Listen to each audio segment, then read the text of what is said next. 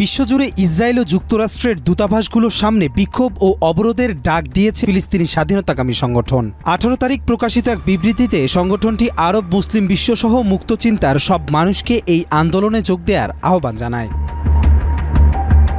গাজায় ইসরায়েলি বাহিনীর লাগাতার হামলার বিরুদ্ধে বিশ্ববাসীর প্রতিবাদ জরুরি হয়ে উঠেছে বলে জানায় স্বাধীনতাকামী সংগঠনটি। তাদের অভিযোগ, দখলদার ইসরায়েল সরকার গণহত্যা চালাচ্ছে, যা মানবিক মূল্যবোধ ও ধর্মীয় নীতিমালার পরিপন্থী।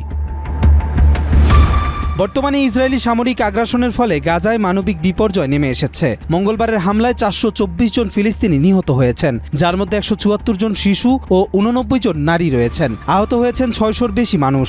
আশ্রয়কেন্দ্রে, মসজিদ ও বাড়িঘর লক্ষ্য করে চালানো হামলায় পুরো গাজায় আতঙ্ক ছড়িয়ে পড়েছে। একই সঙ্গে ইসরায়েল গত 17 দিন ধরে গাজায় সীমান্ত ক্রসিং বন্ধ রেখেছে, যার ফলে খাদ্য ও চিকিৎসা সরঞ্জামের সংকট চরম আকার ধারণ করেছে। আন্তর্জাতিক মহল থেকে যুদ্ধবিরতির আহ্বান আসলেও ইসরায়েল তা প্রত্যাখ্যান করেছে। ইসরায়েলের প্রধানমন্ত্রী বেনিয়ামিন নেতানিয়াহু যুক্তরাষ্ট্রের সমর্থনে তার সামরিক অভিযান চালিয়ে যাচ্ছেন। তিনি দাবি করছেন ইসরায়েল কেবল হামাসের যোদ্ধাদের লক্ষ্যবস্তু বানাচ্ছে, তবে বাস্তবতা হচ্ছে ইসরায়েল হামলায় অসংখ্য নিরীহ ফিলিস্তিনি প্রাণ হারাচ্ছেন। এই পরিস্থিতিতে বিশ্বজুড়ে ব্যাপক বিক্ষোভের ডাক দিয়ে বলেছে, আসুন আমরা ঐক্যবদ্ধ হয়ে ইসরায়েলি আগ্রাসনের বিরুদ্ধে সোচ্চার হই এবং ফিলিস্তিনিদের প্রতি সংহতি প্রকাশ করি। কবির চৌধুরী জয়, মাই টিভি।